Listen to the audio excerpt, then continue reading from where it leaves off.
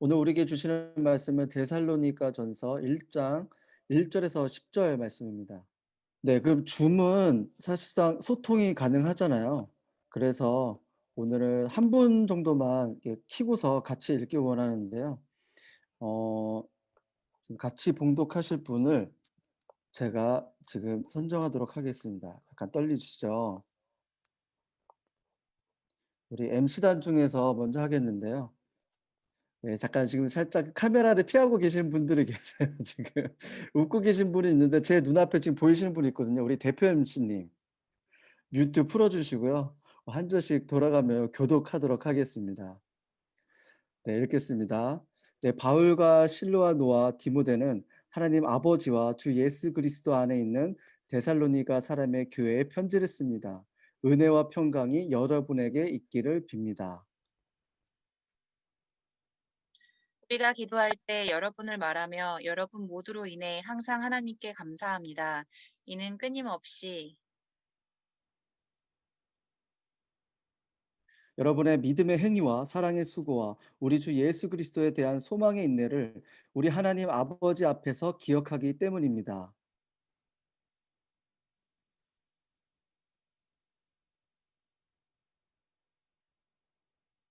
네, 4절. 하나님의 사랑을 받은 형제들이여 우리는 여러분이 택하심을 받았다는 것을 압니다. 이는 우리의 복음이 여러분에게 단순히 말로만 전해진 것이 아니라 능력과 성령과 큰 확신 가운데 전해졌기 때문입니다. 우리가 여러분 가운데서 여러분을 위해 어떤 사람이 됐는지는 여러분이 잘 알고 있습니다. 또 여러분은 많은 혼란 가운데서 성령이 주신 기쁨으로 말씀을 받아 우리와 주를 본받는 사람들이 됐습니다. 그리하여 여러분은 마케도니아와 아가야의 모든 믿는 사람들에게 본이 됐습니다. 주의 말씀이 여러분에게서 시작돼 마케도니아와 아가야에 널리 퍼지게 된 것은 물론 하나님을 믿는 여러분의 믿음의 소문이 방방곡곡에 알려지게 됐습니다. 그러므로 우리는 아무것도 말할 필요가 없습니다.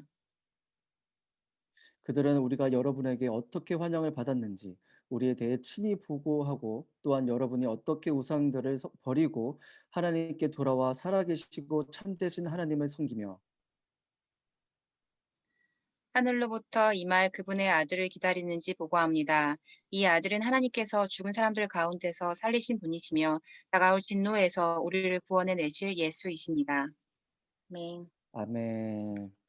네, 오늘 환란을 이기는 세 가지 힘이라는 제목으로 우리 원유경 목사님께서 나오셔서 말씀을 전해 주시도록 하겠습니다. 네, 박수로 우리가 모실까요? 네, 사랑하는 여러분 잘 들리시나요? 네, 나오기 네. 직전까지 계속 배너가 줄줄줄줄 내려와서 나름 보수 공사를 하느라고 앞에 시간이 많이 필요했는데요. 네, 잘 들리시는군요. 오늘 처음으로 이제 누텔라 줌으로 진행되면서 이 배너를 다는데 침으로 박아도 안 되고 우핀으로 찍어도 안 되고 결국 테이프로 도배를 했는데 네, 오늘 하나님이 우리 가운데 주시는 이제 정말 우리 한 사람 한 사람이 인생의 이 표지판처럼 우리가 빛과 소금으로 하나님 앞에 세워지는 그런 은혜가 있었으면 좋겠습니다. 여러분 오늘도 성령 충만하십시오. 말씀 충만하십시오. 우리의 영혼이 가득 채워지게 되면요 흔들리지 않습니다. 출렁거리지 않아요. 하나님이 채워지지 않는 공간에서 이 사단이 일하는 거죠. 영혼의 빈 공간에 아주 부정적이고 비관적인 잡생각들로 채워지게 되고요. 이 마음의 빈 여백이 세상이 낙서한 유혹의 그림들로 장식하고자 사단이 항상 호시탐탐 기회를 노린다는 그런 일들을 여러분 기억하셔서 오늘 정말 하나님의 말씀과 하나님의 임재로 우리 영혼의 모든 공간이 하나님의 것으로 채워지는 귀한 은혜가 있게 되기를 주님의 이름으로 축원합니다. 네, 정말 이 충만 하나님의 임재 의식으로 모든 우리의 영혼의 공간에 침투하는 사단의 역사를 밀어낼 수 있는 그런 하나님의 사람들 되기를 주님의 이름으로 축원합니다. 오늘 말씀 안으로 한번 들어갔으면 좋겠는데요. 이 데살로니가 전서는요, AD 한 51년경에 바울이 고린도에 머물면서 이 데살로니가 교회에게 쓴 편지로 전해지고 있습니다. 데살로니가 교회는 바울이 2차 전도 여행 중에 유럽의 첫 번째 전도주였던 이 빌립보 교회를 개척한 이후에 두 번째 교회로 개척한 교회였어요. 바울은 실라와 이 디모데와 함께 데살로니가에 방문해서 이 복음을 전했는데요. 오늘 본문에 나오는 이 실로아노는 신라의 로마식 이름입니다. 오늘 이 장면들이 연계돼서 소개되는 장면이 바로 사도행전 17장에서 나오게 되죠. 사도행전 17장 말씀을 보면 이때 많은 헬라인과 기브인들까지 그들이 전하는 복음을 듣고 따랐다고 이야기를 합니다. 그러나 유대인들이 굉장히 시기해서 소동을 일으키는 바람에 바울 일행은 3주 만에 그것을 도망치듯 떠나 했어요. 그러니까 제대로 된 예배 한번 세우지 못하고 제대로 양육도 못 해보고 그렇게 도망치듯 데살로니가를 빠져나오게 되죠. 그러니까 바울이 유대인들의 핍박으로 인해서 그것을 도망치듯 떠나야 했다면 여러분 남아있는 성도들이 만난 핍박과 환란은 어떠한 것이겠어요? 그러니까 이제 막 신생으로 태어난 신생 교회인 데살로니가 교회에 대한 이 바울의 마음이 너무 애타고 애통했을 것입니다. 그렇게 바울은 멀리 떨어져서 데살로니가 교회를 위해 기도하고 있었는데 데살로니가에서 목회를 하고 있었던 디모데가 바울을 찾아와서 교회의 상황을 전해주게 됩니다. 바울이 복음을 전하고 양육한 지 3주, 그리고 디모데가 이어받아 목회하면서 지금 바울이 이 데살로니가 전서의 서신을 보내기까지 굉장히 단편의 시간이었어요. 그런데 데살로니가 교회 성도들에 대한 소문이 이미 지중해 각처로 퍼져 있는 상태가 되었죠. 그들이 예수 그리스도를 영접하고 회심해서 환난 가운데 복음의 능력을 드러냈다라는 소문이 각지에 퍼지게 됩니다. 그러니까 엄청난 부흥과 성장이 있었어요. 바울은 갓 태어난 어린 교회를 염려했지만 그들에 관한 믿음의 소문을 듣고는 크게 칭찬하며 격려하며 축복하는 편지를 쓰게 되는데요. 바로 그 칭찬과 격려의 글이 오늘의 본문 말씀입니다. 여러분 제가 오늘 이 말씀을 묵상하는데 목회자로서 굉장히 부럽더라고요. 바울이 염려했던 데살로니가 교회로부터 전해 들은 이 뜻밖의 소식처럼 나도 내가 정말 염려하고 걱정하던 그 사랑하는 SNS 청년들로부터 이런 소식을 들을 수 있다면 얼마나 좋을까. 그런 생각을 하게 됐어요. 여러분 오늘 우리에게 있어서 믿음의 진보를 이루지 못하는 것에 대한 자기 핑계가 사실상 여러분 얼마나 많습니까? 코로나 때문에 예배 생활 지키는 것이 너무나 어렵고요. 뭐 예배 예약도 어렵고 온라인이나 오프라인, 뭐 예배 온타임 지키는 것도 어려운 이유들이 가지각색으로 너무나 많아요. 온라인 순모임을 시도조차 할 엄두가 나지 않을 정도로 성가시고 부담스럽고 귀찮기까지 하고요. 나름 둘러싼 자신을 둘러싼 많은 상황에 대한 어떤 좌절감, 우울감이나 상한 감정들이 둘러싸여져서 그냥 자신의 믿음 없음과 영적인 침체를요 정당화하게 됩니다. 이래서 어렵고 저래서 어려워요. 이래서 안 되고 저래서 안 돼요. 여러분 그렇지 않으세요? 우리에겐 핑계가 너무 많아요. 여러분 데살로니가 교회는요. 모든 것이 지독하게 결핍되어 있는 상황 속에서 주변으로부터 갖가지 환난과 핍박을 당하면서요. 양육은 고사하고 예배를 드리는 것도 너무나 엄청난 불이익과 위험을 감수해야 하는 현실을 직면하면서 데살로니가 성도들은 지중해 주변에 여러분 믿음의 소문이 날 만큼 순전하고 순결하게 부흥하고 성장했어요. 여러분 생각해 보세요. 거기 어떤 시스템이 있었나요? 거기 어떤 자원이 있었을까요? 오늘날 교회가 누리고 있는 잘 정비된 양육 시스템과 예배 환경, 수많은 물적, 인적, 환경적 자원을 가지고 있었다면 대체 데살로니가 교회는 얼마만큼 부흥과 성장을 더 이룰 수 있었을까? 그런 생각을 하게 되는 거예요. 사랑하는 여러분, 이 시대의 교회인 우리가 정말 하나님과 사람 앞에서 칭찬받는 교회가 되고 싶지 않으세요? 여러분 그것을 원하시죠? 저는 제가 그런 이 시대 주님의 신부인 교회가 되기를 원하고 또한 제가 사랑하는 여러분이 그런 칭찬받는 교회 되기를 사모하고 또한 축복합니다. 그러기 위해서는 여러분 먼저 우리 안에 잘못된 자기 합리화, 많은 핑계들을 제거해야만 합니다. 여러분 이 사실에 동의하세요? 여러분 스스로에게 한번 자문해 보세요. 내가 어떤 핑계로 내 자신 지금 처져 있는 이 신앙생활에 대해서 내가 정당화하고 있는가? 이것이 어렵다고, 저것이 힘들다고 이야기하면서 나의 믿음이 침륜에 빠지는 거에 대해서 얼마나 합리화하고 있는지에 대해서 돌아볼 필요가 있다는 것이죠. 여러분 우리 안에 핑계가 쌓일수록 우리가 말씀을 거울로 삼을 때 우리는 더 부끄러워질 수밖에 없어요. 이 모든 것을 지금 뛰어넘은 우리의 신앙의 선배들이 말하고 있기 때문이에요. "그거 다 핑계야." 라고 말이죠. 여러분 고린도전서 3장 12절에서 13절 말씀 한번 보시겠어요? 새 번역 버전으로 준비를 했는데요. 자, 고린도전서 3장 12절에서 13절 말씀. "누가 이 터 위에 금이나 은이나 보석이나 나무나 풀이나 짚으로 집을 지으면 각 사람의 업적이 드러날 것입니다. 그날이 그것을 밝히 보여줄 것입니다. 그날은 불로 나타나기 때문입니다. 그래서 그 불이 각 사람의 업적이 어떤 것인가를 검증하여 줄 것입니다." 여러분 이게 어떤 말씀입니까?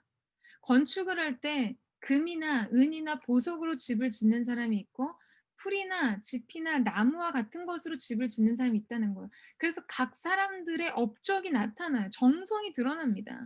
그런데 여러분 다 같지 않다는 거예요. 뭐가 기준이 되죠? 그날이 그것을 보여준다는 거예요. 그날은 불로 나타나기 때문에 그 불이 각 사람의 업적이 어떤 것인지를 검증시킨다는 거죠. 그러니까 나무나 인생의 나무나 짚이나 풀로 집을 세운 사람들은 불 가운데서 그 모든 것이 다 소멸하여 타서 없어질 테니까요. 그러니까 여러분 우리의 신앙이 다 같아 보이고 우리의 인생이 예수 믿으면 다 비슷해 보여도 시련의 불, 고난의 불, 환난의 불을 만날 때 결국에는 다 타서 사라져 버리는 것들로 여러분 우리가 우리의 믿음의 안위를 얻고자 인생의 영광을 삼고자 하면 우리의 삶은 남는 것이 없게 된다는 것이에요. 그런데 여러분 금은 어떻습니까? 은은 어떻죠? 불 속에서 훨씬 더 정결해질 뿐이에요. 그러니까 금은 불 가운데 더 순도 있게 정령케 됩니다. 우리가 흔히 정금이 됐다고 얘기하죠. "주께서 나를 단련하신 후에 내가 정금과 같이 나으리다." 그래서 모든 불순물이 제거되고 더 온전하고 아름다워져요. 그러니까 여러분 우리가 환난과 고난과 시련의 불 속에서 이 그날에 하나님께서 말씀하시는 이 시련과 연단의 불 속에서 우리는 내가 누구인지를 보게 된다는 거예요. 나의 신앙의 체에 걸려진 나의 믿음의 본질을 실체를 보게 되는 것이죠. 그리고 인생의 영광을 삼았는데 막상 우리가 그 주님이 보시는 우리의 삶을 판단하시는 불꽃 같은 주님의 시선 속에서 결국에는 모든 것이 태워지고 진짜 남는 것은 금과 같은 믿음. 태워져서 사라질 것 말고요. 정금과 같이 남겨지는 것들만 주님 앞에 판단을 받을 수 있다는 것이죠. 사랑하는 여러분, 저는 저와 여러분이 이런 정금과 같은 신앙, 이 시련의 불 속에서도 소멸되지 않는 이 정금과 같은 믿음을 가진 하나님의 사람들 되시기를 주님의 이름으로 축원합니다. 지금 저와 여러분이 통과하고 있는 이 코로나 이런 상황들도요. 어쩌면 지금 우리의 신앙과 우리의 믿음과 우리 하나님을 향한 우리의 사랑이 과연 어떠한 것인지를 저울에 달아보는 추와 같이 사용될 수 있어요. 다 같은 믿음인 줄 알았는데, 다 같은 사랑 고백인 줄 알았는데, 내가 막상 리조이스를 달아보니, MNN 순장들을 달아보니, 엑츠 순원들을 달아보니, 드림 그룹을 달아보니, 여러분 무엇이 남았습니까? 이 코로나 시대에 사람들은 시련과 고난했다라고 평가하는 이 전 세계가 당면한 이 코로나 시대에 여러분은 여러분의 인생의 터 위에 무엇이 남겨진 사람으로 서고 싶으세요? 저는 사랑하는 SNS 청년들의 삶이 정말 정금과 같은 신앙, 불로 하나님께서 연단하실 때 불순물이 제하지고 정금과 같이 온전한 믿음으로 주 앞에 아름답게 세워지는 그런 하나님의 사람들 되시기를 주님의 이름으로 축원합니다. 그래서 여러분도 여러분의 공력을 시험해 보셔야 돼요. 하나님이 여러분의 인생 판단하실 때 내가 정말 하나님의 시련의 불, 고난의 불 속에서도 태워서 다 소멸될 것이 아닌 남겨진 믿음의 고백을 가진 자인가. 오늘 이 데살로니가 교회 성도들이 보여준 여러분 이 기초 위에서 여러분의 새로운 믿음을 점검하고 새롭게 세워나가게 되는 귀한 은혜가 있게 되기를 주님의 이름으로 축원합니다. 자, 그렇다면 여러분 데살로니가 교회가 이토록 세상 속에서 칭찬을 받고 믿음으로 소문난 교회와 성도들이 될 수 있었던 이유는 무엇일까요? 이 바울의 목회자의 염려와 근심이었던 애타는 이 근심 덩어리였던 이 데살로니가 교회가 채 1년도 되지 않은 채 세상에 소문난 믿음으로 소문난 교회가 될 수 있었던 이유는 무엇이었는가? 세 가지 이유를 함께 살펴보기를 원하는데요. 자, 우리 2 절에서 3절 말씀을 한번 볼 텐데 우리 2 절에서 3절 말씀을 리조이스 그룹장님 한번 읽어 봐 주시겠어요? 리조이스 그룹장 우리 유명한 그룹장님이 2 절에서 3절 말씀 한번 읽어 보도록 하겠습니다. 시작.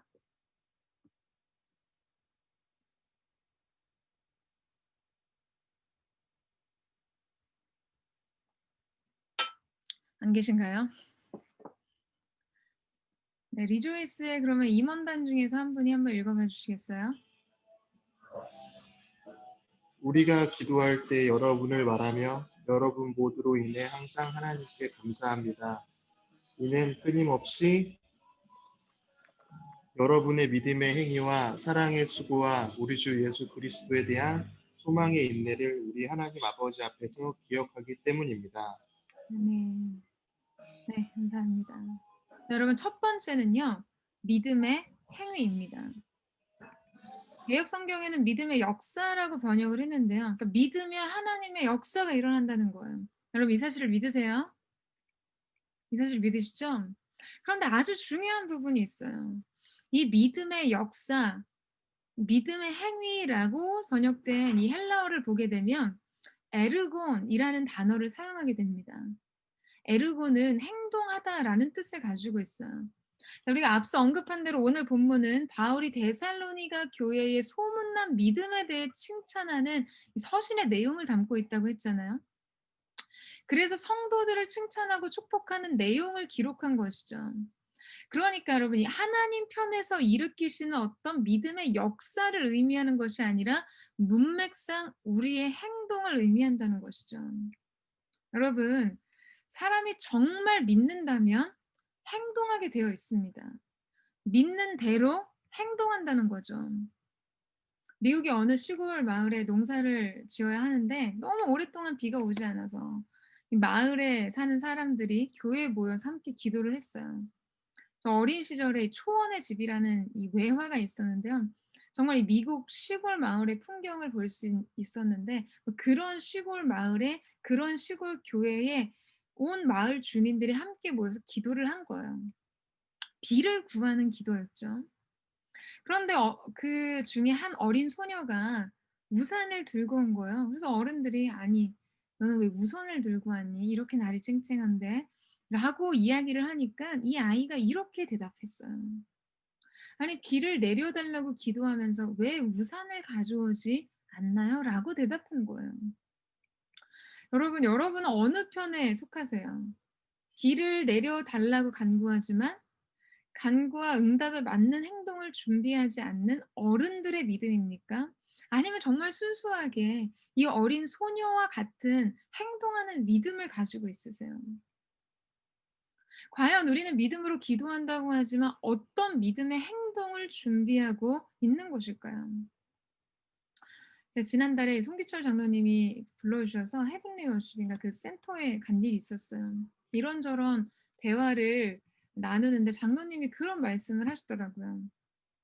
장로님에게 치유 기도를 받은 사람들이요. 대부분의 반응이 기도를 딱 받으시고 "어떠세요?"라고 질문을 하거나 기도를 받고 나면 이제 자기가 어떤가 그동안 나를 지배했던 나의 증상에 주목하고 집중한다는 거예요. 그런데 빨간 사과 아시죠? "빨간 사과 절대 생각하지 마세요."라고 말하면 오히려 빨간 사과를 계속해서 떠올리게 된다는 거죠. 여러분에게 자, 여러분 지금부터 누텔라 끝날 때까지 절대 빨간 사과 생각하지 마세요라고 하면 여러분은 계속해서 여러분도 모르게 빨간 사과가 떠올리게 될 거예요. 그러니까 이 장로님 말씀 무슨 말씀이었냐면 그러니까 내가 스스로 좀 어떤가, 내 증상이 사라졌나 이런 사실에 주목하지 말고 마치 이미 치유를 받은 사람처럼 행동해야 된다는 거예요. "어떠신가요?" 라고 했을 때 "하나님이 나를 고치셨습니다." 라고 반응할 수 있는 믿음이 필요하다는 것이죠. 그 일을 하나님께서 이루신 것과 이루실 것을 받아들이는 믿음의 행동을 하라는 거예요. 그래서 여러분 예수님이 이렇게 행하신 기적의 현장 속에서도요. 예수님의 말씀이 보내신 곳에 도달해야 낫는 기적의 역사가 일어났던 경우들이 있었어요. 뭐 실로암 목가도 마찬가지였고요. 백부장의 믿음을 통해서 말씀에 순종해서 갔더니 이렇게 여러분 우리가 믿었다면 믿음에 관한 행동을 드리게 된다는 거예요. 여러분 이 믿음이 여러분에게 준비되어 있습니까? 이 믿음으로 인한 행동이 여러분에게 준비되어 있나요? 근데 우리는 너무나 쉽게 믿음으로 기도한다고 하고 믿는다고 말하지만 믿음의 행동을 준비하고 드리지는 못한다는 거예요.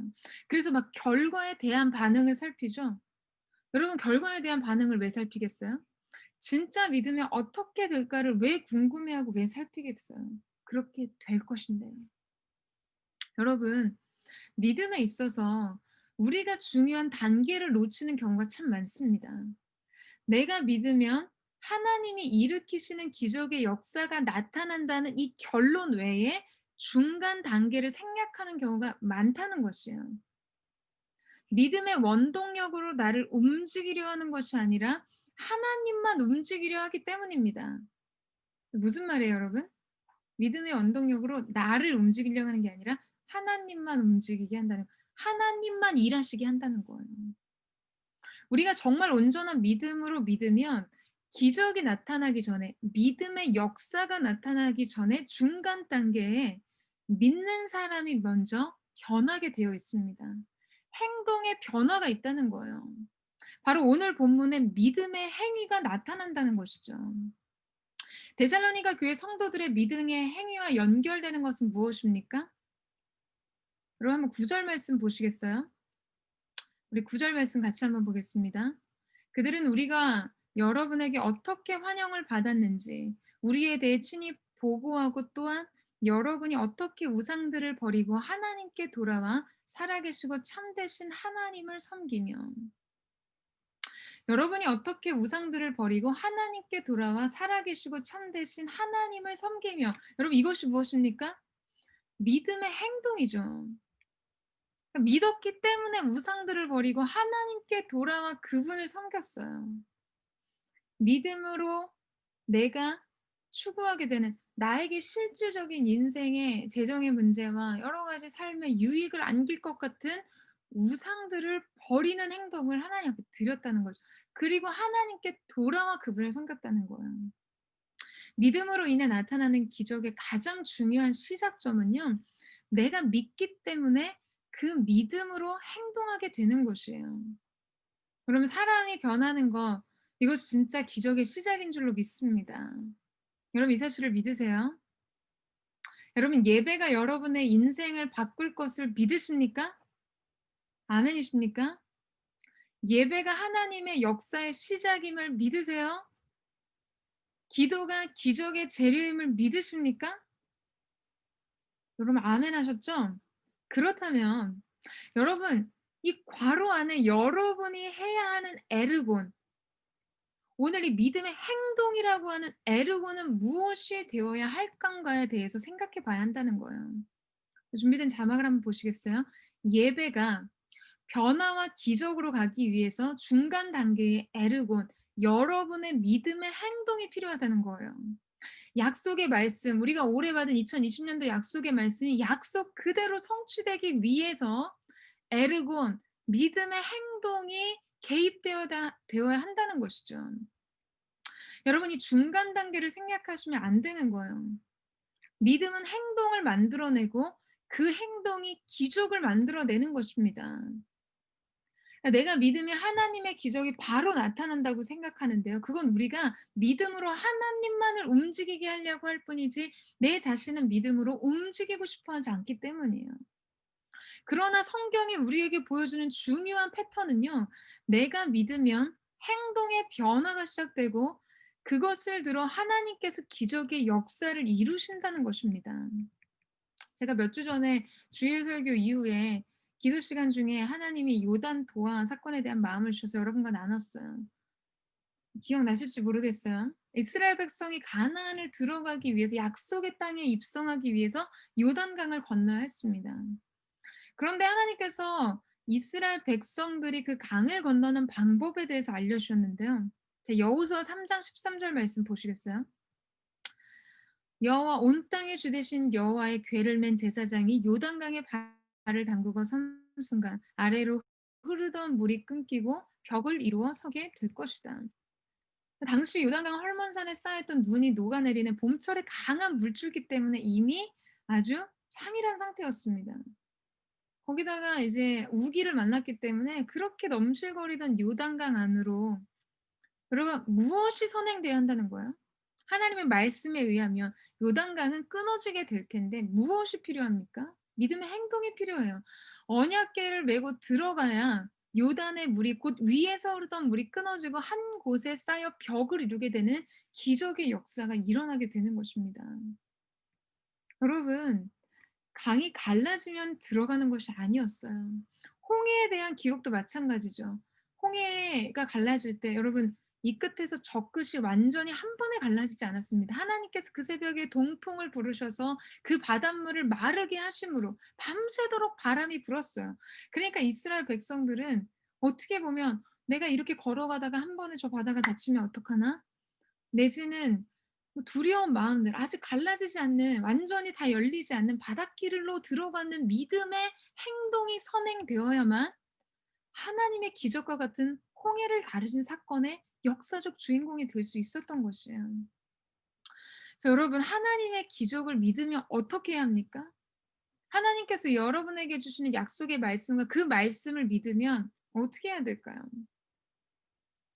이제 말씀을 믿는다면 행동해야 합니다. 이 행동은 결단으로 표현될 수도 있고요. 여러분이 이미 그 일이 일어난 것처럼 스스로 행동하는 많은 삶의 행위들을 포함하는 것일 수 있어요. 여러분 기억하셔야 돼요. 이스라엘 백성이 요단을 건널 때 그 강이 마른 땅으로 열린 길이 된 것은 믿음의 걸음을 내디딜 때 나타난 것이죠. 신약의 사복음서에 기록되는 네 가지 사복음서에 모두 기록된 예수님의 기적은 무엇입니까? 기적 중의 기적. 오병이어의 기적이에요. 오병이어의 기적도 생각해 보세요. 그 기적이 현상으로 나타나기 시작한 건 언제였는가? 예수님께서 하늘을 우러러 축사하시고 기도하시고 그 떡을 떼기 시작하실 때요. 그 떡과 고기를 받아든 제자들이 사람들에게 믿음으로 그 떡을 떼어 나누기 시작할 때 나타난 것이죠. 여러분 이 장면이 과연 어떻게 가능했을까 상상 안 해보셨어요? 기도하고 눈 떠보니까 5천 명을 먹일 만큼의 분량으로 막 이렇게 트럭 분량으로 빵이 엄청 부풀어 있고 생선이 수천 마리가 된 것이 아니었다는 거예요. 떡을 뗄 때마다의 믿음이 필요했어요. 고기를 떼어 나눠 줄 때마다의 믿음의 행동이 필요했다는 것이죠. 사랑하는 여러분, 이 시대 칭찬받는 교회가 되기 위해서 저와 여러분 가운데 바로 이 믿음이 있어야 되는 줄로 믿습니다. 믿음의 행동이 들여져야 하는 것이죠. 믿음의 역사를 나타나기 위해서 필요한 오늘 여러분에게 적용해야 하는 믿음의 행동은 여러분 무엇입니까? 기적과 같은 하나님의 역사를 이루기 위해 여러분이 오늘 떼야 되는 그 믿음의 한 걸음 있잖아요. 절대 이루어질 것 같지 않는데 두렵지만 여러분이 믿음으로 결단해서 행동하게 되는 그 한 가지요.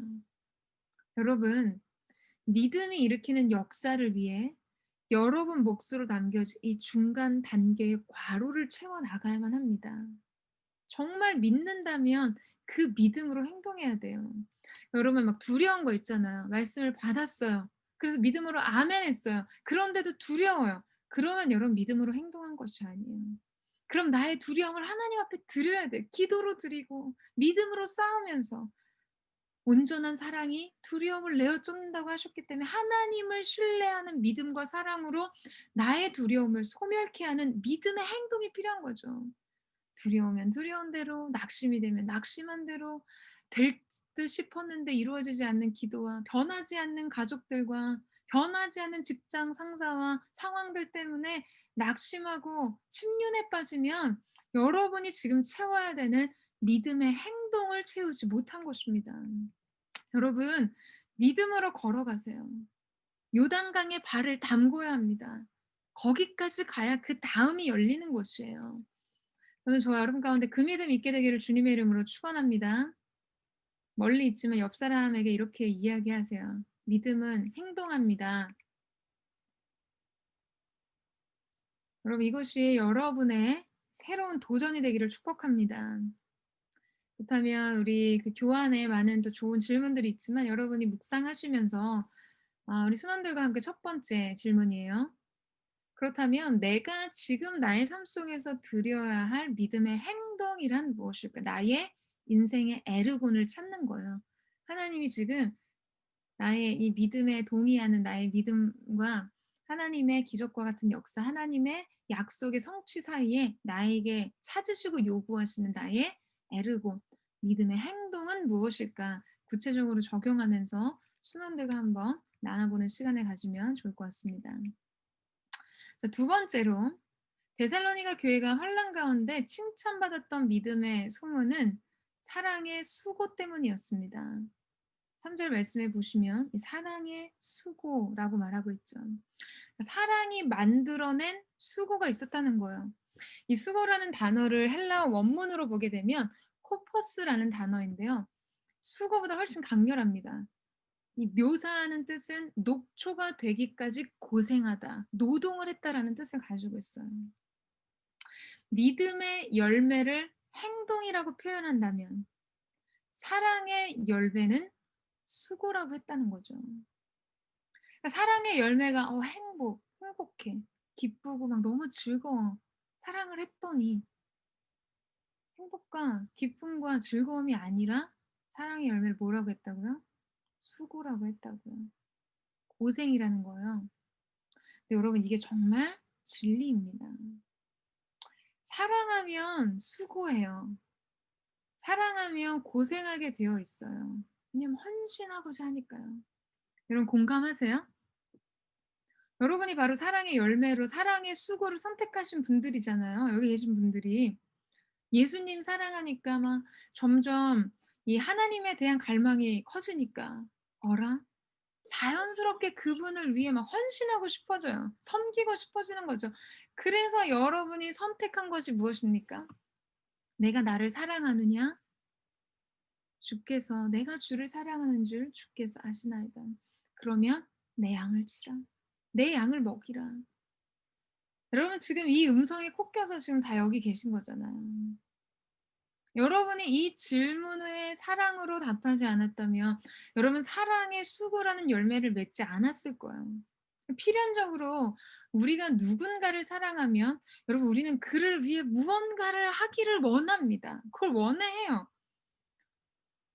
저는 이렇게 헌신자들이 일어나게 해달라고 기도할 때 늘 하는 기도가 있는데 그게 뭐냐면 야곱이 라헬을 사랑해서 7년을 수일과 같이 여겼던 것처럼 사랑의 수고를 기쁨으로 여기는 헌신자들이 일어나게 해달라고 늘 기도 노트에 쓰면서 기도하거든요. 여러분 야곱이 라반이 속여가지고 라헬을 아내로 얻기를 원했는데 속여서 이제 7년을 헌신했어요. 일했어요. 근데 그 수일같이 여겼다고 하죠. 근데 들어가 보니까 웬걸 술 취해서 들어가 보니까 라헬이 아니었어요. 포도주를 마시고 약간 정신이 없었는데 야 어떻게 내가 언니 대신에 동생을 먼저 주냐 라반이 속여가지고 레아를 먼저 넣어줬어요. 그래서 또 7년을 수고해서 일을 하죠. 그런데 7년을 수일과 같이 여겼어요. 왜 그렇습니까? 라헬을 너무 사랑하니까요. 라헬을 사랑하니까 라헬을 얻기 위한 수고가 수고로 여겨지지 않는 거예요. 기쁨으로 여겨지는 것이에요. 여러분 이런 사랑하는 은혜가 있게 되기를 주님의 이름으로 축원합니다. 7년을 수일과 같이 여길 수 있는 사랑이요. 사랑의 열매는 수고라는 거예요. 누군가를 위해 나를 던져 헌신하게 돼요. 역으로 사랑의 기름이 떨어지면요. 내가 한 수고가 다 계산되기 시작해요. 내가 지금 왜 힘들게 이렇게 해야 되는지 화딱지가 나기 시작하는 거예요. 여러분, 수고 없는 사랑은요, 판타지입니다. 그래서 고생하지 않을 사랑을 하고자 연애하고 결혼하는 사람들이 힘들어지는 거예요. 수고하지 않을 생각으로 순장하면 금방 지치고 곤고해집니다. 여러분, 기억하셔야 돼요. 사랑은 반드시 헌신으로 표현돼요. 사랑은 자신을 내어주고 희생하고 헌신하게 되어 있어요. 요한복음 3장 16절 말씀에 하나님이 세상을 이처럼 사랑하사, 하나님이 이처럼 사랑하셔서 어떻게 하셨어요? 독생자를 주셨어요. 가장 소중한 것을 내어놓게 되어 있다는 것이죠. 이것이 사랑의 모형이고 우리가 완성해야 할 사랑의 열매입니다. 지금 여러분이 하는 수고에 대해서, 고생에 대해서 자꾸 본전 생각이 나거나 계산하게 되는 분들이 있다면 지금 여러분에게 사랑의 기름이 많이 떨어진 거예요. 그게 여러분, 이 연결이 있잖아요. 내가 순원에 대한 사랑이 떨어진 게 아니에요. 주님에 대한 사랑이 떨어졌기 때문이죠. 왜냐면 내가 예수님에 대한 사랑 때문에 내 양을 먹이고 치고 있는 거잖아요. 그냥 단순히 나한테 맡겨진 사람들에 대한 사랑의 기름이 떨어진 것이 아니라 나를 부르신 주님에 대한 사랑의 감격을 잃어버렸기 때문인 것이죠. 인풋이 안 되니까 아웃풋이 안 나오는 거예요. 여러분, 그러한 순간에 정말 여러분이 하나님의 사랑에 대해서 계속해서 묵상해 보세요. 여러분에게 자신을 내어주신 그 사랑의 수고와 고생에 대해서요. 오늘 여러분을 이 자리에 있기까지 사랑하신, 사랑하되 끝까지 사랑하신 그 사랑의 원천에 대해 다시 생각해 보고 여러분 묵상해 보세요. 그 사랑의 원형이 여러분 안에 그려져야 우리의 사랑이 복원 가능해지는 것입니다. 여러분 이 사실에 동의하세요? 무슨 말인지 이해가 되십니까? 하나님의 사랑이 여러분의 안에 있어야 돼요. 하나님의 사랑이 여러분 안에 그려져야 이웃사랑, 형제사랑, 여러분 가족을 사랑할 수 있고요. 여러분의 직장 많은 사람들, 맡겨주신 사람들을 사랑할 수 있는 사랑의 회복이 가능해진다는 것이죠. 여러분 한반도에 이 최근 몇 년간 지진에 대한 불안 지수가 굉장히 무섭게 상승했죠. 지진은 일본이나 동남아시아에서나 일어나는 일이라고 생각했는데 굉장히 잦은 이 지진의 빈도수가 높아졌어요. 특별히 포항 지역이나 경주 지역에 많은 지진 사태들이 일어났었는데요. 이 경주 지역은 특별히 국가문화유산이 많은 곳입니다. 몇 년 전에 여러분 기억하실지 모르겠는데 첨성대와 대웅전이 지진으로 인해서 피해를 보게 됐어요. 그런데 문제는 당시 이 원형 복원이 불가능하다라는 기사가 나온 적이 있었어요. 제가 그 기사 내용을 이렇게 메모장에 스크랩해서 기록해 놨던 것이 기억이 나는데요. 왜 그러면은 이 첨성대와 대웅전이 파괴가 됐는데 이 복원이 불가능한가? 어떤 기술이나 자원이 부족해서가 아닙니다. 이 복원을 해야 하는 기존 첨성대와 대웅전의 정밀 실측 설계도가 없기 때문인 거예요.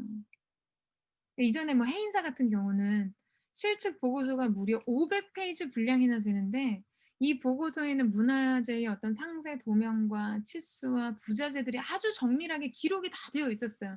그래서 만약에 사태가 발생해도 원형으로의 복원이 가능한 거예요. 그런데 이 첨성대와 대웅전이 이 실측 설계도가 없기 때문에 복원이 불가능하다는 그런 이야기였죠. 제가 이 이야기가 굉장히 인상적이었어요. 여러분 우리의 인생이 때로 되게 곤고해지고 지치고 나의 인생에 많은 믿음의 경계선들이 붕괴될 때가 있어요. 사랑에 진짜 기름이 떨어져서 사랑이 메마른 강처럼 바닥을 드러낼 때가 있어요. 하나님의 계획, 하나님의 비전을 잃어버린 채, 희석시킨 채 그렇게 살아가게 될 때가 있어요. 근데 여러분 우리가 어떠한 삶을 살든 우리 인생을 살아갈 때 반드시 가지고 있어야 하는 것이 무엇인 줄 아세요? 그것은 바로 하나님이 우리의 삶을 향해 계획해 두신 그분의 뜻과 계획의 원형입니다. 가장 중요한 것이 무엇일까요? 하나님 우리 가운데 첫째 계명이 여러분 뭐예요? 하나님 사랑하는 거, 이웃 사랑하는 거예요. 이것이 모든 계명을 완성하는 하나님이 우리에게 주시는 가장 우선된 계명이에요. 명령이자 말씀이에요. 뜻이죠. 하나님은 사랑이시라. 하나님의 본질은 사랑이십니다. 그래서 하나님 자기 형상대로 창조하신 우리의 본질도 사랑이에요. 그래서 사랑에 대한 실패가 찾아오면 인생이 막 무너지는 거예요. 근데 여러분 중요한 건 뭐냐면 하나님 사랑이 우리가 회복해야 할 설계도라는 거예요. 여러분 이 사실을 믿으세요? 우리의 삶이 온전하게 회복되고 우리의 삶이 정말 하나님께서 기뻐하시는 삶, 우리가 사랑해야 마침내 세상이 너희가 내 제자인 줄 알게 될 것이라고 주님 말씀하셨는데, 그러니까 하나님께서는 그분의 사랑을 우리를 통해 세상에 나타내 보이길 원하셨어요. 그런데 여러분 우리가 참 그거를 잘 유지하면 좋죠. 근데 삶을 살다 보면 뜻하지 않은 상황들을 만나게 됩니다. 불시에 찾아온 마치 지진처럼 우리의 외부 세계가 무너져 내리듯 그런 위기 상황을 만나기도 하고 우리의 내면 세계 질서가 파괴되는 고통과 상실을 경험할 때도 있어요. 뭐 이런 코로나 상황도 마찬가지예요. 그러니까 이 땅을 살아가는 삶의 현장 속에서 이런 위기와 우리의 마음을 무너지게 하는 상황을 마주하는 것은 피할 수 없는 현실이에요. 그러한 상황 가운데 우리가 사랑의 능력을 잃어버릴 때가 있어요. 사랑의 수고를 잃어버릴 때가 있다는 거죠.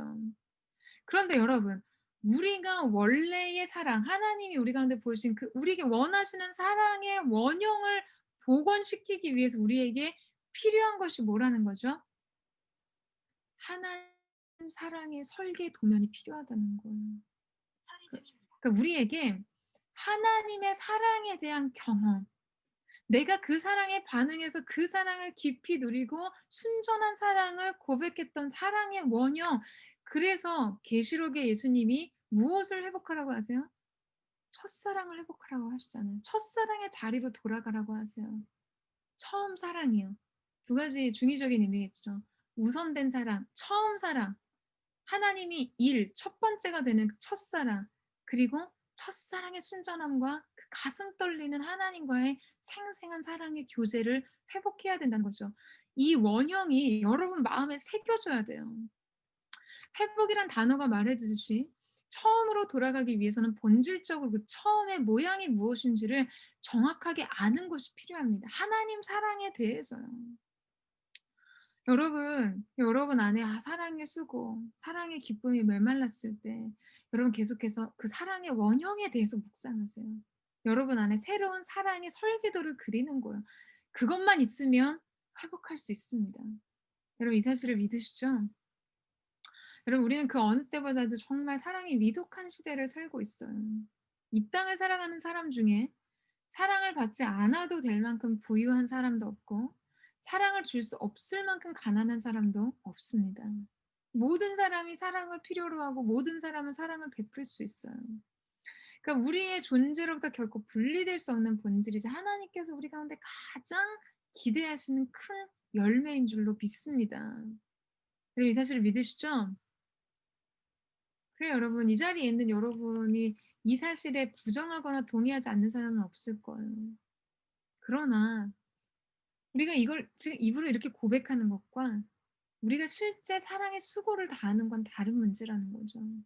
때로 우리의 사랑이 정말 손과 발이 없고 입만 살아있는 경우가 너무나 많아요. 말로 사랑하는 거예요. 가슴으로 받았던 뜨거운 감동이나 생각이나 감정은 있는데 그것이 구체적인 실천으로 이루어지지 않는 사랑의 수고, 사랑의 고생으로 이어지지 않는 것은 모두 공허한 것입니다. 하나님이 여러분이 기도할 때마다 옆에 오셔서 내가 너를 사랑한다 라고 말씀하시는데 하나님으로부터 주어지는 사랑의 은혜가 없어요. 말뿐이에요. 하나님이 사랑한다. 내가 너를 사랑하노라.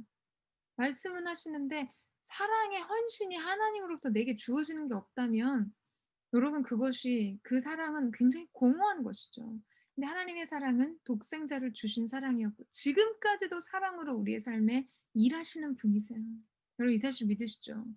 하나님은 그분의 사랑으로 인해 사랑의 수고를 하시는 분이세요. 오늘도 여러분의 인생 속에 그렇게 일하고 계시는 분이십니다. 여러분 그렇기 때문에 우리도요. 사랑의 수고를 할 수 있는 하나님이 기뻐하신 이 시대 교회가 되어야 되는 줄로 믿습니다. 사랑의 수고를 하려면 많은 것이 필요해요. 진짜 많은 것이 필요해요. 때로 돈이 재정이 들기도 하고 시간이 들고 힘과 에너지를 들여야 돼요. 자기 삶을 내려놓고 우선순위를 변경하기도 해야 합니다. 나의 필요를 생각하기보다 상대의 필요를 먼저 생각해야 돼요. 그러니까 대부분의 사람들이 바로 이 대가를 지불해야 하기 때문에 그냥 증명되지 않는 굉장히 관념적이고 모호한 머리로 입으로 말하는 개념의 사랑만 끌어안고 있어요. 자기가 사랑하는 줄 말하기 때문에 진짜 착각하고 자기 증명되지 않는 사랑의 한계에 머물러 산다는 거죠. 근데 여러분 오늘 데살로니가 성도들의 사랑은 어떤 사랑이었냐면 말로 하는 사랑이 아니었어요. 4절에서 5절 말씀 보시겠어요? 하나님의 사랑을 받은 형제들이여 우리는 여러분이 택하심을 받았다는 것을 압니다. 이는 우리의 복음이 여러분에게 단순히 말로만 전해진 것이 아니라 능력과 성령과 큰 확신 가운데 전해졌기 때문입니다. 우리가 여러분 가운데서 여러분을 위해 어떤 사람이 됐는지는 여러분이 잘 알고 있습니다. 여러분, 당신이 택하심을 받았던 것을 알게 됐는데 그들이 전한 복음이 말로 전한 복음이 아니라 능력과 성령과 확신 가운데 전해졌다는 것은 어떤 것을 전제하고 있을까요? 그들이 지금 삶으로 그 복음의 사랑, 복음의 본질인 사랑을 증명했다는 거예요. 그들의 삶으로 설명할 수 있는 사랑의 수고가 있었다는 것이죠.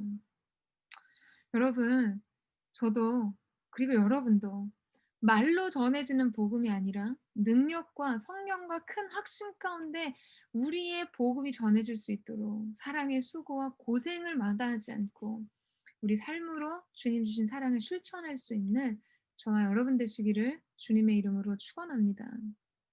두 번째 질문을 그러면 수원들과 나눌 때, 네, 내가 감당해야 될 사랑의 수고는 무엇일까? 여러분 그냥 이거 모호하게 하지 마시고 구체적인 거예요. 여러분이 실제 사랑으로 노동하는 거예요. 사랑으로 고생을 하는 거죠. 사서 고생하는 거예요. 사랑해서. 하나님께서 지금 성령의 빛으로 조명하셔서 여러분에게 요구하시는 사랑의 수고, 사랑의 고생, 사랑의 이 헌신, 그것은 무엇일지에 대해서 한번 정리해보는, 그리고 나눠보는 시간을 가졌으면 좋겠습니다. 자, 마지막으로 세 번째, 데살로니가 교회가 믿음으로 소문난 칭찬받는 교회가 될 수 있었던 것은요, 그들에게 그리스도에 대한 소망의 인내가 있었기 때문이에요. 소망의 열매는 인내예요. 믿음이 역사하는 기적이 되기 위해 행동이라는 중간 단계가 필요했고, 사랑이 완성되기 위해서는 수고와 고생이라는 중간 단계가 필요했듯이, 소망을 이루기 위해서 필요한 중간 단계는 바로 인내입니다. 그 당시 유대인과 이교도인들은요, 복음에 대해 적대적이었어요. 그게 얼마나 극심했는지 바울과 실라가 3주 만에 여러분 그곳을 도망치듯 데살로니가를 떠나야 했어요. 그들은 복음을 따르는 이들을 핍박했고 데살로니가 교회는 그들로 인해 환란을 겪었습니다. 오늘 본문의 환란으로 번역된 이 들립세이라는 이 원형 동사는요. 들립시스라는 단어인데요. 그러니까 포도주를 만들기 위해서 포도주 틀에 이렇게 넣고 압박해서 이 포도를 으스러뜨리는 것을 의미하는 그런 단어입니다. 그러니까 이 단어가 지금 말해주는 환란이라는 표현이 데살로니가 교회 성도들이 당하고 있었던 환란의 강도가 여러분 얼마나 극심했는지를 알 수 있는 거죠. 여러분 이런 상황 속에서 소망을 얻기 위해 여러분 무엇이 필요했다고 생각하세요? 무엇이 필요했다고 지금 이야기하죠? 인내라는 거예요. 오래 참고 오래 견디는 것이 필요했어요. 이것이 소망의 열매입니다. 나치치아에서도 살아남은 그 유대인 시인이 있죠. 굉장히 독일 사람들도 가장 사랑하는 시인 중에 한 사람으로 손꼽히는 힐데도미는요. 희망의 시인으로 아주 유명한 분입니다. 저도 이분의 시를 굉장히 좋아해서 특별히 좋아하는 시들이 있는데 언젠가 그분이 그런 이야기를 말했어요. 장미꽃을 가꾸듯 희망을 지키라고요. 소망을 지키라고요. 이 희망을 지키는 사람은 자기 안에 조용한 기적을 간직한 사람이라고. 그런 이야기를 했습니다.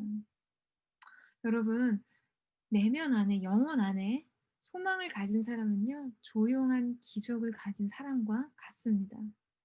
여러분이 그리스도 예수 안에 있는 소망을 간직했다면 여러분은 이미 기적을 품고 있는 사람이라는 거죠. 그런데 더 나아가서 오늘 본문은 우리에게 이 소망에 아주 분명한 표대가 있었다는 것을 말해주고 있어요. 데살로니가 성도들이 이 환난과 핍박 가운데서도 인내할 수 있었던 이유가 분명했다는 거죠. 여러분, 그것은 무엇입니까? 자, 10절 말씀 한번 보시겠어요? 자, 10절 말씀을요. 네, 우리 M&N 그룹장님 지금 계시겠죠? 네, M&N 그룹장이신 우리 윤강준 형제님 한번 읽어봐 주시겠어요? 하늘로부터 임할 그분의 아들을 기다리는지 보고합니다. 이 아들은 하나님께서 죽은 사람들 가운데서 살리신 분이시며 다가올 진노에서 우리를 구원해 내실 예수이십니다. 아멘. 네, 여러분 무슨 말씀이죠? 예수님의 다시 오심을 기다리고 사모하는 열심이요. 그분이 자기를 찾고 기다리는 자들에게 상 주시는 분임을 믿는 소망 때문에 즉 오늘의 환난에 대한 인내가 생긴다는 거예요. 여러분, 즉 우리가 소망하고 기대하는 것이 오늘 우리의 인내를 결정합니다. 무슨 말인지 아시겠어요? 예전에 제가 재밌는 얘기를 들은 적이 있었어요. 한 외판원이 호텔 식당에 앉아서 창밖을 내다보는데 그 막 창밖에 앞이 보이지 않을 만큼 세차게 휘몰아치는 눈보라가 몰아치고 있었어요. 그때 웨이터가 그에게 다가오자 그가 웨이터에게 이렇게 질문을 합니다. 내일 아침에 차를 끌고 나갈 수 있을까요? 라고 그렇게 질문을 하니까 이 웨이터가 대답했어요. 뭐라고 했냐면 손님이 월급제냐 성과급제냐에 따라 달라지겠죠. 여러분 무슨 말인지 이해가 되세요? 아, 이제 현실적인 얘기인데 공감이 안 되나요? 무슨 말인지 모르시겠어요? 그러니까 내가 뭘 해도 똑같이 정해진 월급을 받고 똑같이 대우받는 사람은 저렇게 눈보라를 헤치고 일하러 이렇게 세일즈를 하러 가지 않을 거라는 거죠. 어차피 받을 것이 똑같은데 뭘 굳이 그렇게까지 하겠어요. 그런 마음이 든다는 거예요. 그러나 성과급제, 내가 뭘 얼마만큼 했느냐, 그거에 따라서 그 사람이 가져가는 월급을 결정하게 되면 이야기가 달라진다는 얘기죠. 그러면 사람은 오늘 주어진 한계를 넘어서고자 하는 의욕을 갖게 되고 내 앞에 주어지는 굉장히 어려운 상황과 힘든 상황들을 극복하고자 최선을 다하게 되는 힘이 생긴다는 거예요. 그리고 주어진 사랑에 대해서 인내하게 되는 참을성을 키우게 된다는 거죠. 무엇을 위해서요? 자신이 얻게 될 보상을 위해서요. 여러분, 만약 지금 데살로니가 교회 성도들에게 이 소망이라는 것이 굉장히 모호한 것이거나 세상 사람들이 다 추구하는 소망과 다를 바가 없었다면 그들이 오늘 믿음에 대해서 받는 환난에 대해서 시련과 핍박에 대해서 왜 인내해야 될 이유를 찾을 수 있을까요? 그럴 만한 이유가 없는 거죠. 그런데 그들은 무엇을 바라봤냐면 마지막 날 예수님께서 우리에게 다시 오실 심판주로 이 땅에 다시 오셔서 우리가 주님 앞에 드린 믿음에 대해서 그분이 판단하시고 판단하신 대로 우리에게 상 주신다라는 것을 바라보고 그날을 기대하고 고대하고 있었기 때문에 데살로니가 성도들은요 재림하실 구주를 기다리고 바라보고 있었어요. 그분이 정말 나팔 불 때 구름 타시고 오셔서 나의 이름을 불러주셔서 나를 구원하실 뿐만 아니라 상 주신다는 사실 때문에요. 그래서 이후에 보면 데살로니가 교회 신학적인 논쟁에 아주 가지고 있는 궁금증 중에 하나가 있었다면 예수님 오시는 당시 예수님이 승천하신 이후에 한 40년, 50년 정도가 지난 이후였기 때문에 예수님이 곧 오신다고 생각했거든요. 근데 예수님이 기다렸는데 막상 예수님의 재림을 기다렸던 성도들이 질병으로든 뭐 이렇게 늙어서 자연사 하든 죽는 성도들이 있었어요. 그럼 예수님이 재림하실 때 예수님의 재림을 기다리다 죽은 성도들은 어떻게 될까? 여러분 이것을 고민하고 질문하고 신학적으로 논쟁할 만큼 답을 찾아갈 만큼 그들은 다시 오실 예수님, 그들의 믿음에 대해서 평가해 주시고 그들에게 상 주시는 분을 정말 현실 안에서 너무나 생생하게 사모하고 고대하고 기다리고 있었다는 것이죠. 사랑하는 여러분, 여러분에게 이 소망이 있으세요? 여러분에게 이 소망이 있으십니까? 그냥 소망은 막연한 것이 아니에요, 여러분. 소망은 정말 우리 안에 조용한 기적을 가지고 있듯 그것을 조용하고 가꾸고 반드시 이루겠다는 의지를 반영한 것이 소망입니다. 그냥 막연한 기대와는 다르다는 거예요. 그러면 데살로니가 성도들이 정말 다시 오실 재림 구주 예수 그리스도를 기다리는 믿음 때문에 오늘 극심한 환난과 오늘 극심한 핍박과 시련과 고난의 불을 이겼다면 여러분 오늘 여러분에게 적용한다면 여러분 어떠세요? 가장 중요한 건 먼저 생생하게 여러분이 바라보고 있는 소망이 무엇인지를 결정해야 하는 것입니다. 아, 이거 정말 기도해서 잘 이기면 내가 다음 프로젝트에서 뭐 성과급 이 정도 받고 이 정도 이렇게 진급해서 이 정도 사회적 지위를 얻고 통장 뭐 이 정도 적금 들고 그 다음에 전세에서 이제 집 사서 여러분 이 정도가 소망이 아니라는 거예요. 오늘 말씀이 우리 가운데 말해주는 우리의 믿음이 소문난 성도의 믿음으로 그렇게 주님 앞에 칭찬받기 위해서 여러분 우리의 궁극적 소망을 무엇에 두어야 됩니까? 여러분 믿음에 대해서 판단하시고 심판하실 재림의 예수 그리스도의 불꽃 같은 눈. 여러분 오늘 여러분이 믿음으로 싸워서 견디는 이유가 뭐예요? 그냥 믿음으로 상 주신다 그랬으니까 내가 믿음을 지켰더니 하나님이 내 기도 들어주셔서 내가 이번에 그거 프로젝트 따내 가지고 요번에 그거 지원 받아 가지고 지원 따냈다. 여러분 이거 세상 사람과 가치관이 같은 거 아닙니까? 다만 기도를 나는 믿음으로 이용하는 것뿐 아니에요? 저기 세상 사람들도 아닌 불교 신자들도 불금 드려요. 막 3,000배 하잖아요. 무릎 찢어질 때까지 3,000배 합니다. 어떻게 보면 우리보다 더 탁월한 헌신의 기도를 드려요. 여러분 뭐가 다르나요? 결국 소망하는 것이 같다면 세상 사람과 불교 신자와 우리의 차이가 무엇에 있습니까? 여러분 크리스찬들의 소망은요 다른 것을 너무나 분명한 다른 것을 소망하는 자예요. 다른 것을 소망하기 때문에 오늘 내가 견디는 믿음의 인내가 다르게 되는 것이죠. 여러분 저는 저와 여러분 청년들의 삶 속에서 재림 구주라니요. 와 너무 이거 너무 뜬구름 잡는 얘기 같다. 그러면 여러분 바로 그것이 여러분의 인생이 아주 본질적인 문제일 수 있어요. 우리 인생의 끝날이든 세상 끝날이든 반드시 끝은 오게 되어 있습니다. 그런데 그 끝에 도달할 때 우리는 주님의 불꽃 같은 판단의 눈 속에서 평가받게 돼 있어요.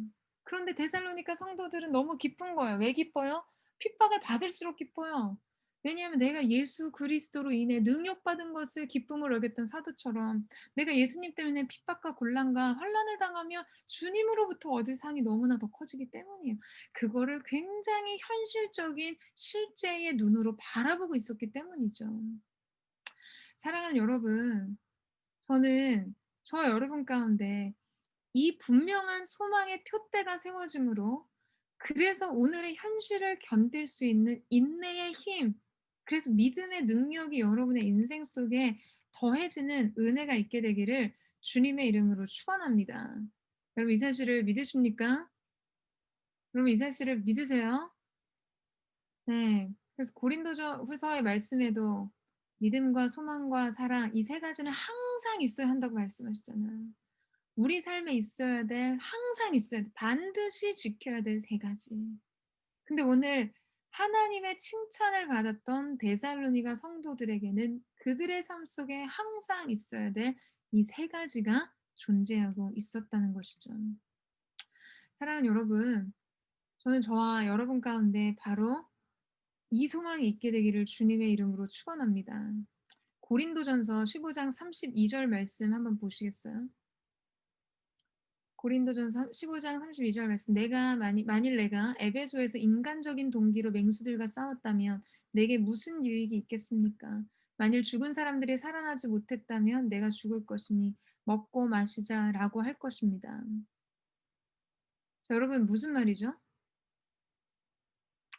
이런 소망이 없으면 정말 하나님께서 우리를 다시 영접하시고 예수님께서 우리에게 상 주신다는 것에 대한 궁극적 소망이 없으면요. 우리는 현재적 고난에 고통에 대해 낙심하고 포기하고 굴복하게 될 거라는 거예요. 미래에 주어질 구원과 영광을 알지 못한다면 나는 이 싸움을 계속할 수 없을 것이다. 내가 에베소에서 맹수와 싸우는 목적이 무엇이냐라고 지금 질문을 던지는 거예요. 지금 나를 계속 싸울 수 있도록 해주는 것은 내가 이러한 구속과 이러한 구원과 최후의 승리가 나에게 오고 있다는 것을 확실하게 확신하고 믿고 알고 있었기 때문이라고 말하는 것이죠. 그러나 만일 그렇지 않다면 내일 죽을 것이니 먹고 마시자. 그냥 다 포기하고 이전의 삶 그대로 아무렇게나 살자고 말한다는 것이에요. 사랑하는 여러분, 우리에게 바로 주님 오시는 날에 대한 하나님 앞에 서는 날에 대한 주님이 우리의 인생에 대해서 보상하시고 상 주실 것에 대한 소망이 필요한 이유가 바로 여기에 있습니다. 이 시대의 청년들이 하나님 앞에 나와서 예배하고 기도하는 이유가 무엇일까요? 마르크스가 종교는 아편과 같다고 얘기했죠. 정말 그렇습니까? 예배할 때 잠깐 진통제 맞고 고통스러운 현실에 대해서 둔감해지 마치 환각 상태처럼 그냥 우리에게 주어진 삶을 잠깐 견디기 위해서 우리가 하나님 앞에 나아가는 건가요? 그냥 좀 위로받기 위해서요? 아니, 여러분, 그것은 우리의 참신앙이 아닙니다. 우리를 마지막까지 견디고 싸우고 이기게 하는 것은요, 우리에게 주실 종착점, 위대한 최후 승리와 주님의 구원이 우리 가운데 예비되어 있다는 것을 믿고 소망하기 때문이에요. 여러분, 저는 저와 여러분 가운데 바로 이 믿음의 소망이 있게 되기를 주님의 이름으로 축원합니다. 그러니까 여러분의 소망의 실체가 무엇인지 그것을 점검하고 그것을 다시 재정비하셔야 돼요. 그래야 여러분이 오늘 현실에 대해서 인내할 수 있는 인내의 범위와 강도가 달라지게 되는 것입니다. 고린도후서 4장 17절에서 18절 말씀. 우리가 잠시 당하는 가벼운 고난은 그건 모두를 능가하고도 남을 영원한 영광을 우리에게 이뤄줄 것입니다. 우리가 주목하는 것은 보이는 것들이 아니라 보이지 않는 것들입니다. 보이는 것들은 잠깐이나 보이지 않는 것들은 영원하기 때문입니다. 아멘. 사랑하는 여러분, 전 저와 여러분 가운데 이 영원에 대한 정말 궁극적인 우리의 소망을 바라볼 수 있는 영적 시야가 다시금 열려지게 되기를 주님의 이름으로 축원합니다. 여러분, 그러면 구원이 옵니다. 주님이 구원을 안고 우리에게 오시기까지 바로 현재를 인내하며 미래를 소망하는 저와 여러분 되시기를 주님의 이름으로 축원합니다. 그래서 그 놀라운 사랑의 소망의 인내 그리고 사랑의 수고와 믿음의 행동으로 여러분의 현재적 삶을 견인하며 하나님이 놀라운 정금 면류관으로 여러분에게 관씌워 주시는 아름다운 그날이 임하게 되기를 주님의 이름으로 축원합니다. 마지막 세 번째 질문인데요. 그것은 내가 지금 바로 그것을 소망하기 때문에 내가 오늘 견뎌야 될 인내는? 이라는 질문을 나눴으면 좋겠어요. 근데 여러분, 저는 정말 중요한 게 내가 뭘 소망하기 때문에 오늘 견디는가에 대한 이게 정말 중요한 영적 교정이라고 생각하거든요. 정말 교정해야 돼요. 우리가 소망하는 거는 굉장히 현세적 삶에 있어서 장래 어느 날 정말 쨍하고 해 뜰 날 돌아온단다. 이런 소망. 고작 우리가 말하는 하나님이 주시는 소망이란 그 정도의 소망에 머물러 있게 된 여러분, 이 소망에 대한 확장이 일어나야 돼요. 내가 궁극적으로 지금 내 안에 품고 있는 그려진 소망이 무엇인지에 대한 교정 작업을 할 수 있도록 도와주시고요. 내가 그것을 주목하고 소망하기 때문에 오늘 내가 견뎌야 될 인내해야 될 삶의 내용들은 영역들은 무엇인지, 관계는 무엇인지. 여러분, 이렇게 세 번째 질문 한번 나눠보시면 좋겠습니다. 네, 이 시간 저희 같이 한번 기도했으면 좋겠는데요. 우리 함께 한번 기도하며 나갈 때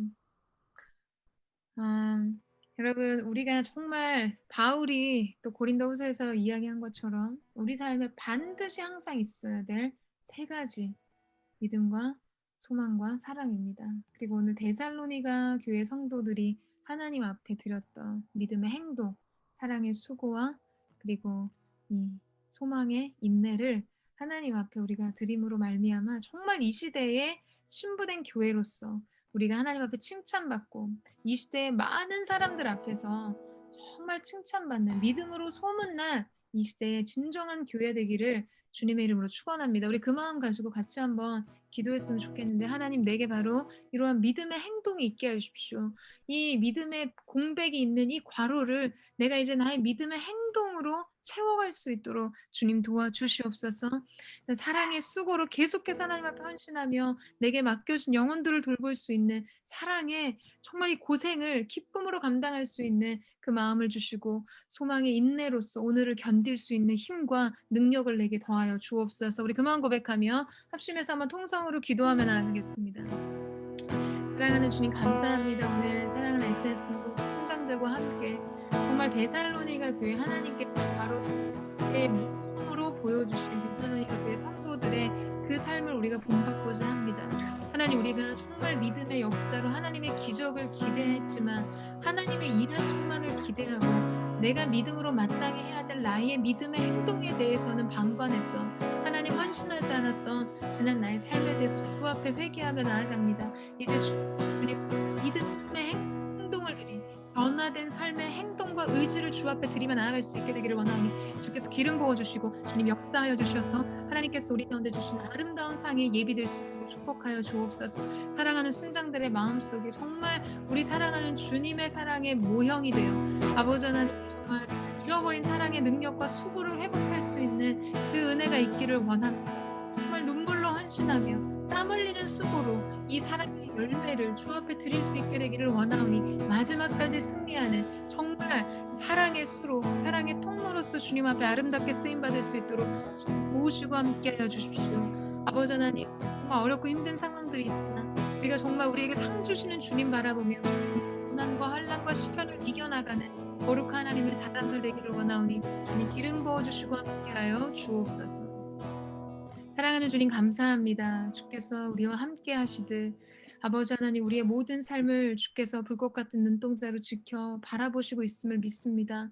우리가 정말 주님의 그 시선 속에서 믿음의 행동과 또한 사랑의 고생스러운 수고와 또한 소망의 인내를 주 앞에 드리는 이 시대 교회인 성도의 삶을 살기를 원하오니 사랑하는 순장들이 이 말씀을 그냥 지적인 동의로 머리를 그덕이는 것으로 끝나는 것이 아니라 우리의 가슴에 다시금 꺼진 뜨거운 거룩한 불꽃을 일으키며 하나님 앞에 타오르는 횃불로서 우리 자신을 주 앞에 드릴 수 있는 귀한 은혜가 있게 하여 주옵소서. 그래서 정말 SNS 청년들이 세상에서 소문난 믿음으로 소문난 칭찬받는 주의 교회 되게 하시고 주님의 거룩한 신부로 새롭게 세워지는 귀한 역사가 있을 수 있도록 축복하여 주옵소서.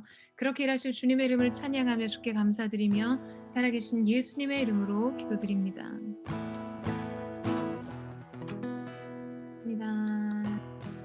수고하셨습니다. 네, 여러분 오늘 조금 길어졌는데요. 그래도 조모임 잘 하시면 좋겠고요. 오늘 이제 드림 그룹 순장님들과 오늘 또 이어서 그룹 모임을 하게 될 텐데 시간이 조금 많이 가서 또 그룹 모임 시간 좀 짧아져서 아쉬움이 있지만 여러분 또 하나님 은혜가 있는 또 기쁨이 넘치는 그런 모임 시간 될 수 있었으면 좋겠습니다. 수고하셨습니다. 축복합니다.